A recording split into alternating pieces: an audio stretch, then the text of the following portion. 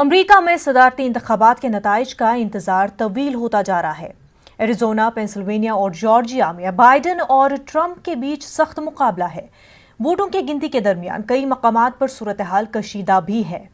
वोटों की गिनती का अमल अभी जारी है। जो बाइडेन फिलहाल रेस में आगे चल रहे हैं और डोनाल्ड ट्रंप पीछे। एरिजोना, विस्कॉन्सिन, पेंसिल्वेनिया और जॉर्जिया में वोटों की गिनती जारी है। इस बीच कई स्टेट में सड़कों पर एहतजाज भी देखने को मिले। एहतजाजियों ने दोबारा वोटों की गिनती कराने का मुतालबा किया है।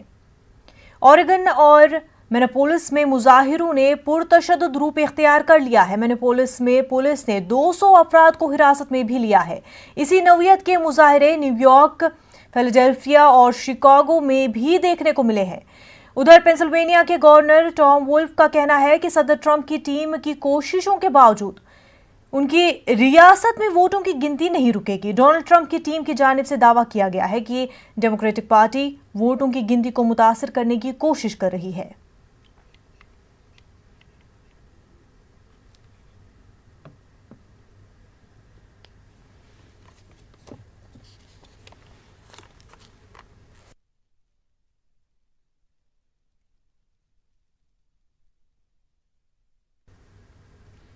आगे बढ़ते हैं। भोपाल के रुकन असेंबली आरिफ मसूद के कॉलेज को मुनहदम कर दिया गया है। भोपाल नगर निगम ने यह कार्रवाई की है।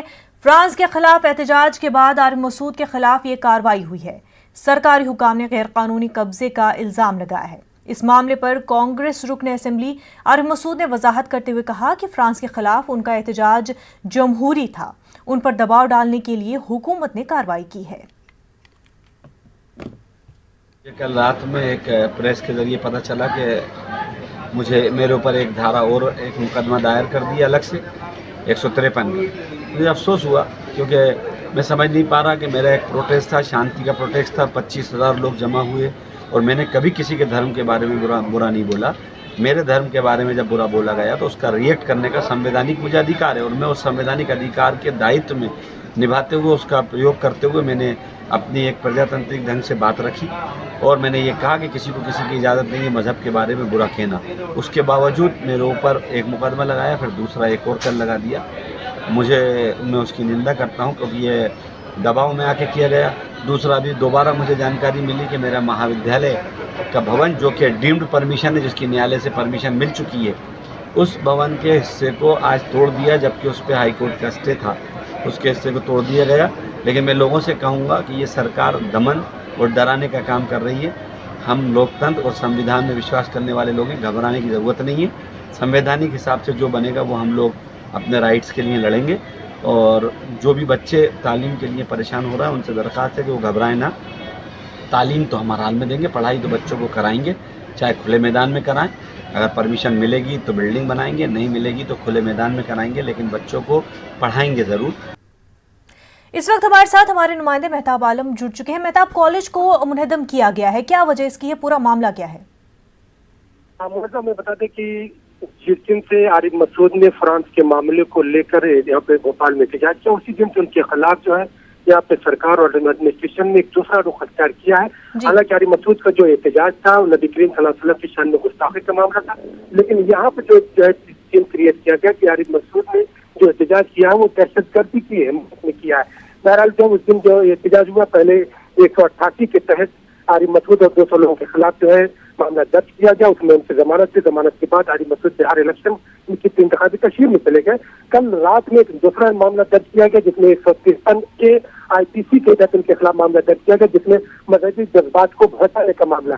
और उसके बाद एक नोटिस किया जाता है कि उनका जो कॉलेज जो बना हुआ है इंदिरा प्रियदर्शनी, वो जमीन जो है तालाब के इंक्रोचमेंट एरिया में आती है, उसको लेकर कार्रवाई की गई। तो वो हॉल जहाँ पर असेंबली होती थी, जहाँ पर बड़े प्रोग्राम्स हुआ करते थे, उसको जो है यहाँ पर बुलडोजर लगा के उसको तोड़ा गया है। इस वक्त तमाम चीजें कार्रवाई खत्म हो चुकी है, लोग जा चुके हैं। हालांकि आरिफ मसूद ने जिससे जो बात हुई तो उन्होंने अपना एक वीडियो जारी करके हमें भेजा और उसमें उन्होंने कहा कि वो किसी भी तरह की इंतकामी कार्रवाई से डरने वाले, खौफजदा होने वाले नहीं है। जो कानून के जो है वो साथ लेंगे, अदालत से रुजू करेंगे। इसके साथ साथ हमें देखते हैं कि दिग्विजय सिंह ने आरिफ मसूद की हिमायत में ऐलान किया, वो आए और उन्होंने अपना बयान जारी किया है कि बीजेपी हुकूमत चेहरा देखकर कार्रवाई करती है। उन्होंने जहाँ पर आरिफ मसूद का दिफा किया, वहीं पर प्रोटेम स्पीकर पर दिग्विजय सिंह ने अटैक किया कि सबसे ज्यादा सरकारी जमीनों पर जो कब्जा है प्रोटेम स्पीकर रामेश्वर शर्मा का है। अगर हुकूमत इतनी सख्त शफाफ बन रही है तो उसको चाहिए कि उनके ऊपर भी कार्रवाई करे। मेहताब, कॉलेज को मुनहदम किया गया है, सीधे तौर पर नुकसान स्टूडेंट्स को होने वाला है, तो ऐसे में किस तरह से उन स्टूडेंट्स को कॉम्पनसेट किया जा सकता है? देखिए, स्टूडेंट का जहाँ पर हम खुद कहा कि तलबा के करियर को जो है वो किसी तरह के तबाह नहीं होने देंगे। अगर इसका बिल्डिंग में जो है कॉलेज की जो लगने की कोई इंतजाम नहीं बचता तो नई बिल्डिंग खरीदेंगे, वहाँ पे जो तलबा की तालीम का इंतजाम होगा, तलबा के करियर को तबाह नहीं होने देंगे। उन्होंने कहा कि अगर सरकार जो कोरोना कहर की बात करती है, तालीम की बात करती है, अगर मेहताब, आपको यहाँ पर रोकना चाहेंगे, दिग्विजय सिंह का क्या कुछ कहना है, ये सुनते हैं। बात यह है, भारतीय जनता पार्टी शक्ल देखकर काम करती है। जो स्थानीय विधायक यहाँ के हैं रामेश्वर शर्मा जी, उन्होंने कितनी सरकारी जमीन पे कब्जा कर रखा है, किसी ने उसकी जांच की है क्या आज तक? या नियमों को तोड़कर यहाँ के माननीय मंत्री जो हैं, उन लोगों ने जो यहाँ पे नियमों को तोड़कर जो काम किया हुआ है उस पर कार्रवाई क्यों नहीं करते? सर, सरकार ने दिग्विजय सिंह आरिफ मसूद की हिमायत में आगे आए हैं और इस पूरे मामले पर उन्होंने बीजेपी की तनकीद की है। मेहताब हमारे साथ जुड़े हुए हैं। मेहताब, आप अपनी बात जो है मुकम्मल कर लें। यहाँ पर मतलब सबसे अहम सवाल ये है कि कोरोना के कहर में जिस तरह से तलबा की तालीम का मामला और एक तालीमी इदारा जहाँ पर जो है केजी से लेकर जो है ग्रेजुएशन तक की तालीम होती है और वहाँ पर बुलडोजर चलाया गया। तो आरिफ मसूद ने साफ तौर पे कहा कि अगर हुकूमत को तलबा के करियर का ख्याल नहीं है और 24 घंटे पहले जो है एक नोटिस सरकार की तरफ से इंतकामी कार्रवाई की जा रही है तो तलबा के मुस्तकबिल को खराब नहीं होने देंगे। अगर इस बिल्डिंग में क्लास नहीं लग सकती है तो नई बिल्डिंग का इंतजाम करके तलबा के करियर को वो महसूस करेंगे और बाकी जो कार्रवाई है अदालत से रुजू करेंगे, लेकिन किसी के सामने वो खौफजदा होने वाले नहीं है। मुनज़्ज़र मेहताब, इस पूरे मामले पर बीजेपी ने क्या कुछ बयान दिया है? क्योंकि इस तरह से कार्रवाई की गई है, 24 घंटे में नोटिस आया है। इससे पहले कि स्टूडेंट्स के लिए ऑल्टरनेटिव कोई जगह का तयन किया जाता और उसके बाद जो है कार्रवाई होती, वो बेहतर रहता, लेकिन बहुत ही तेजी से इस पूरे मामले पर कार्रवाई की गई है। यहाँ पे मुझे कहते कि चाहे 29 तारीख को जिस तरह से आरिफ मसूद ने एहतजाज किया, एहतजाज को लेकर ही जो है एक बड़ी सियासत शुरू हो गई और सियासत को जो है कैश करने का जो मामला है, क्योंकि इसमें पहला जो इल्जाम लगाया गया दहशतगर्दी का। हमें ये समझना होगा कि फ्रांस में एक नहीं बल्कि 2 मामले हुए हैं और दोनों मामलों का जो है एक मामला फ्रांस में ये हुआ कि नबी करीम सल्लल्लाहु अलैहि वसल्लम की शान में गुस्ताखी का मामला था और दूसरा मामला वहाँ पर जिसमें जो है गुस्ताखाना खाका जो टीचर ने बनाया था उसके कत्ल का मामला।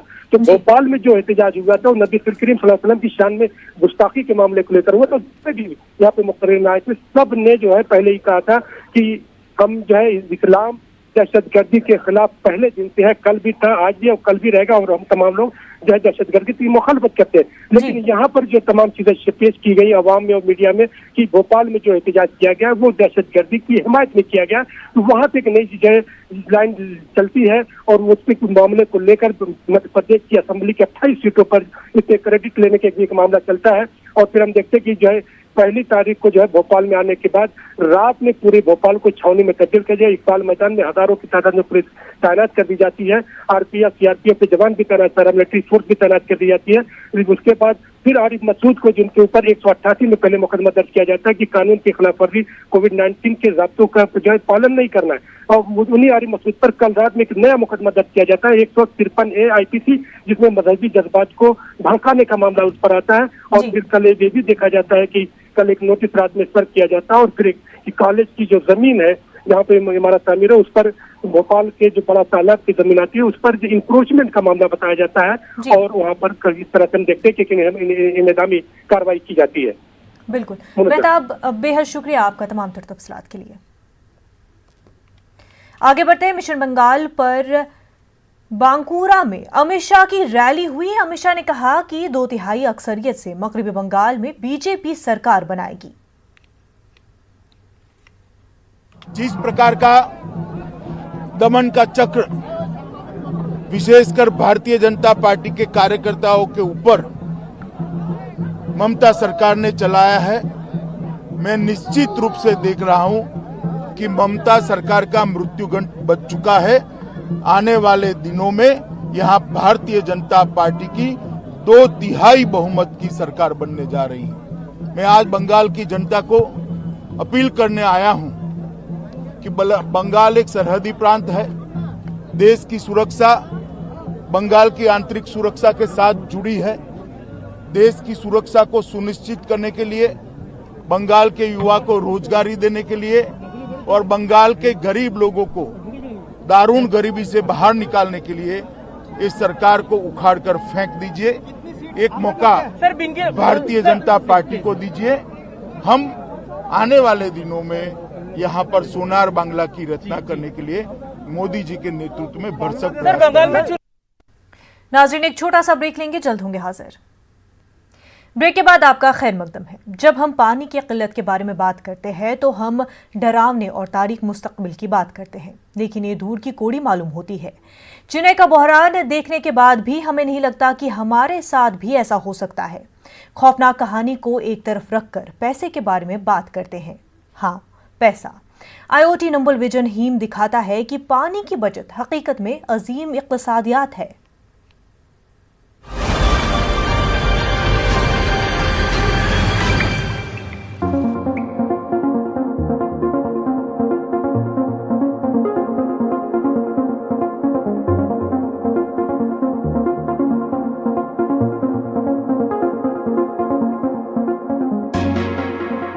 भारत में लोग पानी की बचत को लेकर बिल्कुल जागरूक नहीं हैं, क्योंकि हमारे पास इसकी खपत को लेकर कोई समाधान ही नहीं है।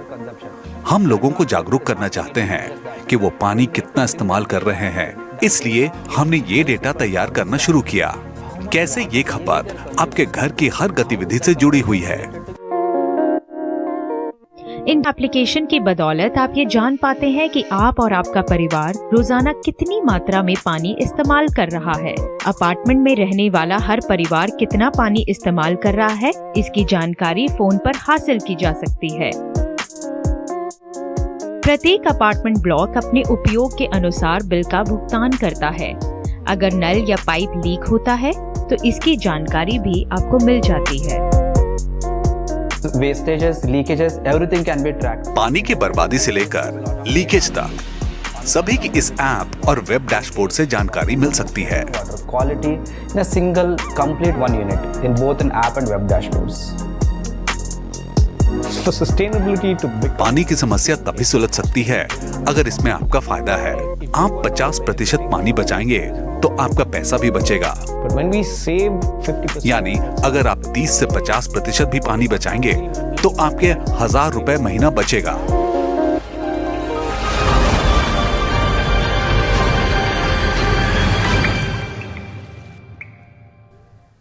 और अब बात नेक घड़ी की, जिसका आप सबको इंतजार रहता है। और ये खुशखबरी लेकर अमेज़न आया है, वो भी त्योहारों के दौरान, क्योंकि त्योहारों में खरीदारी की रिवायत है। ऐसे में इस खरीदारी पर अगर बम्पर छूट मिल जाए तो फिर हो गया ना सोने पर सुहागा। अमेज़न ग्रेट इंडियन फेस्टिवल वही सुहागा है जहां पर ब्रांड तो बड़े बड़े हैं लेकिन कीमत बेहद कम। तो आइए देखते हैं आज की खरीदारी में क्या है आपके लिए बेहतरीन डील। दिवाली के मौके पर वज़ीर आला केजरीवाल ने दिल्ली वालों से अपील की है। उन्होंने कहा कि बराए मेहरबानी किसी भी कीमत पर पटाखे न जलाएं। पटाखे जलाकर आप अपने खानदान की जिंदगियों से खेल रहे हैं। लेकिन अभी तो पोल्यूशन आ रहा है, हम देख रहे हैं चारों तरफ आसमान भरा हुआ है धुएं से, और कोरोना, इसकी वजह से कोरोना की स्थिति और ख़राब हो रही है। तो इस बार, पिछली बार भी हम लोगों ने दिवाली के टाइम पे पटाखे ना जलाने की सौगंध खाई थी। दिवाली पे हम सब लोगों ने कनॉट प्लेस के अंदर, सारी दिल्ली के लोगों ने मिल के दिवाली मनाई थी। हम लोगों ने वहाँ पे लाइट शो रखा था, आप सब लोग कनॉट प्लेस आए थे। इस बार भी हम लोग सब लोग मिल के दिवाली मनाएंगे, पटाखे नहीं जलाएंगे। किसी भी हालत में अपने को पटाखे नहीं जलाने। अगर पटाखे जलाएंगे, अपने ही बच्चों की ज़िंदगी के साथ खेल रहे हैं हम लोग, अपने ही परिवार की ज़िंदगी के साथ खेल रहे हैं, अपने दिल्ली के परिवार की ज़िंदगी के साथ खेल रहे हैं। पटाखे नहीं जलाने, दिवाली एक साथ मनाएंगे। इस बार दिवाली के लिए हम अलग इंतज़ाम कर रहे हैं। दिवाली वाले दिन 14 तारीख को 7:39 से हम दिल्ली के सारे लोग एक साथ, दिल्ली के 2 करोड़ लोग मिलके लक्ष्मी पूजन करेंगे। मैं अपने मंत्रियों के साथ दिल्ली में एक जगह लक्ष्मी पूजन शुरू करूंगा 7:39 पे। कुछ टीवी चैनल उसका सीधा प्रसारण करेंगे। मैं आप सबसे अपील करता हूं, दिल्ली के मेरे सभी भाइयों बहनों, मेरे सभी दिल्ली परिवार के लोगों से अपील करता हूं कि आप सब लोग उस वक्त अपना टीवी ऑन करके अपने अपने घर में अपने अपने परिवार के साथ मिलके बैठ के हम साथ वहाँ पे पंडित जी मंत्रोच्चारण करेंगे और आप उसके साथ साथ अपने अपने घर में लक्ष्मी पूजन करें। दिल्ली में जैसे जैसे सर्दी में इजाफा हो रहा है वैसे वैसे धुंध और फजाई आलूदगी में इजाफा देखा जा रहा है। गुज़िश्ता 2-3 दिनों में फजाई आलूदगी में काफी बदलाव देखने को मिल रहा है। लोगों को सांस लेने में दिक्कत पेश आ रही है। आज भी दिल्ली के कई इलाकों में धुंध देखी गई। आरकेपुरम में एयर क्वालिटी इंडेक्स 451 जबकि द्वारका में 456 दर्ज किया गया। दिल्ली एनसीआर के कई इलाकों में धुंध देखी गई। दिल्ली एनसीआर में प्रदूषण का स्तर बदतर होता जा रहा है। साफ तौर से इस पूरे मामले में अगर बात करें एयर क्वालिटी की तो फिलहाल वो 400 के ऊपर जा चुका है, यानी कि अब दिल्ली में सांस लेना बेहद ही खतरनाक हो गया है। स्थिति ऐसी है कि पूरी दिल्ली अब एक धुंध के रूप में छाई हुई है। इस समय हम राजपथ पर खड़े हैं और आप देख सकते हैं कि प्रदूषण का स्तर ऐसा है कि इंडिया गेट की विजिबिलिटी भी ठीक से नजर नहीं आ रही है। वजह यही है कि जिस तरह प्रदूषण का स्तर फैल रहा है और स्मॉग की जो चादरें हैं वो कहीं ना कहीं पूरी दिल्ली को अपने चपेट में लेती जा रही हैं। इंडिया गेट का जो नज़ारा पहले होता था राजपथ पर वो अब देखने को नहीं मिलता है। वहीं मेरे ठीक पीछे अगर मैं बात करूं तो राष्ट्रपति भवन भी बिल्कुल ना के बराबर की स्थिति में है, क्योंकि ये स्मॉग जो है प्रदूषण की वजह से पूरी दिल्ली को अपनी चपेट में ले रखा है। दिल्ली का एयर इंडेक्स क्वालिटी बदतर हो चुका है, क्योंकि अब दिल्ली में सांस लेना बहुत ही खतरनाक स्थिति में पहुंच चुका है। और इसी के साथ साथ जिस तरह कोरोना फैला हुआ है उसमें इस प्रदूषण को लेकर कहीं ना कहीं एक बड़ी आने वाली विपत्ति को भी एक बड़ा दस्तक ये प्रदूषण दे रहा है। साफ तौर से अगर बात करें दिल्ली सरकार की या केंद्र सरकार की, वो इस प्रदूषण को लेकर बहुत ही ज़्यादा चिंतित हैं, लेकिन इस प्रदूषण को रोकने के लिए वो कारगर कदम भी उठा रहे हैं। एनजीटी भी इस पूरे मामले में अपने कदम उठा भी रही है और आने वाले दिनों में जब त्यौहार है उस त्यौहार के दौरान क्या पटाखे जलाए जाएं या ना जलाए जाएं इस पर भी फैसला ले सकती है। लेकिन अभी दिल्ली की स्थिति बेहद चिंताजनक और भयानक बनी हुई है। कैमरामैन दीपक बिष्ट के साथ सुशील पांडे, न्यूज़ 18 दिल्ली। जैसे जैसे मौसम करवट बदल रहा है लोगों को मुश्किलात पेश आनी शुरू हो गई है। दिल्ली में धुंध और फजाई आलूदगी से अवाम परेशान थी ही, उसका असर अलीगढ़ में भी देखने को मिल रहा है। सुबह यहां पर भी धुंध छाई रहती है। लोगों ने कहा कि सुबह सुबह उन्हें सांस लेने में दिक्कत महसूस होती है।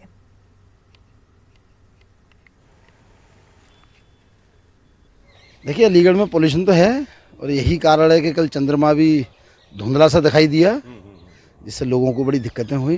और पार्क देखिए, पार्क में तो पोल्यूशन फ्री पार्क होता है, यहाँ तो लोग ऑक्सीजन लेने आते हैं, यहाँ भी आप देखिए पोल्यूशन है। दिक्कत हो रही है? हाँ दिक्कत हो रही है। ऐसे में मास्क और लगा लिया जाए तो मुझे लगता है लंग्स के लिए भी नुकसानदायक होगा। इसीलिए मास्क का भी सावधानी से प्रयोग करें और पोल्यूशन कम करने के जो भी प्रयास हो सकते हैं उन प्रयासों को करें। अलीगढ़ में भी बहुत ज़्यादा प्रदूषण है, बहुत ज़्यादा धुंध छाई हुई है, धुंध भी है, प्रदूषण भी है। हम यहाँ मॉर्निंग वॉक करते हैं तो बहुत ज़्यादा परेशानी होती है प्रदूषण की वजह से, तो प्रदूषण तो बहुत ज़्यादा है। मुल्क में कोरोना के 50,000 से ज्यादा नए मामलों की तस्दीक हुई है। इस तरह कोरोना के मुसद्दिक़ा मामले बढ़कर 83,64,086 हो गए हैं। वजारत सेहत तो खानदानी बहबूद के जरिए जारी करदा एदाद-ओ-शुमार के मुताबिक पिछले 24 घंटों में 704 मरीजों की मौत हुई है। मुल्क में अब तक 1,24,315 अफराद की मौत हो गई है। एदाद-ओ-शुमार के मुताबिक पिछले 24 घंटों में 55,331 मरीज शफायाब हुए हैं। अब तक 77,11,809 अफराद सेहतयाब हो चुके हैं। मुल्क में कोरोना के एक्टिव मामले 5,27,962 है। उधर ICMR की रिपोर्ट के मुताबिक पिछले 24 घंटों में 12,09,425 कोरोना टेस्ट किए गए हैं। मुल्क में अब तक 11,42,08,384 कोरोना टेस्ट किए जा चुके हैं। वहीं मध्य प्रदेश में कोरोना मरीजों की शफायाबी की शरह में तेजी से इजाफा हो रहा है। कोरोना के एक्टिव मामलों में कमी आने के साथ हुकूमत ने कोरोना को लेकर बेदारी मुहिम को और तेज करने का फैसला किया है। पिछले 24 घंटे में रियासत में कोरोना के 707 नए मरीज सामने आए हैं। 24 घंटे में कोरोना के 13 मरीजों की जहां मौत हुई है, वहीं कोरोना के 884 मरीज मुख्तलिफ अस्पतालों से डिस्चार्ज होकर अपने घर को लौट गए हैं। मध्य प्रदेश में कोरोना मरीजों की मजमूई तादाद बढ़कर 1,76,091 हो गई है। रियासत में कोरोना के 1,63,250 मरीज सेहतियाब भी हो चुके हैं। कोरोना से अब तक रियासत में 2,987 मरीजों की मौत हो चुकी है। मध्य प्रदेश में कोरोना के 7,854 मरीजों का इलाज जारी है।